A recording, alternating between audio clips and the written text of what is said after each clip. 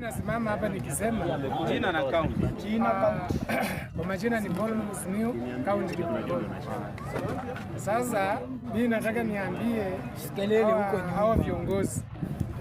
hao viongozi kitambo, kilinganisha uongozi wa sasa na kitambo. Kitambo ilikuwa ukigonjeka unaenda hospitali unahudumiwa mpaka unapewa maji na hata unapewa kama transport kama hauna. Ni kweli.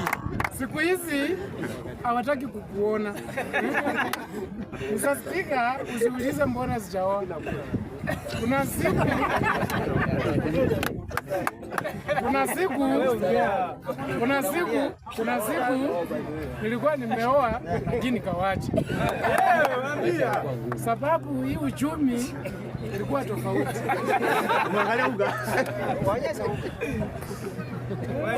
Hii uchumi ilikuwa ni hard.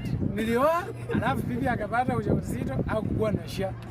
Mr. Speaker, nilienda hospitali, rais mwenyewe anatangaza anasema SHA inafanya kazi.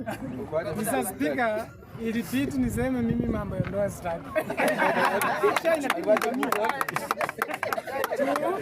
Hata daktari hawakutaka kuniona. So kitu ya kwanza, hii kitu yenye nataka niseme, hii mambo ya kusema ati sijui uongozi ni sawa, sijui nini, watu wanagonjeka saa hii.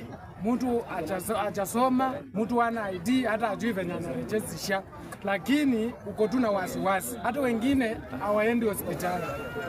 Mr. Speaker, mimi naongea nikisema hivi, Ruto arekebishe mambo ya hospitali na asingoje 2027. Ninataka kukaribia uongozi, watu wa uchaguzi ati anataka kurekebisha. Kwa kweli mimi sitampigia kura.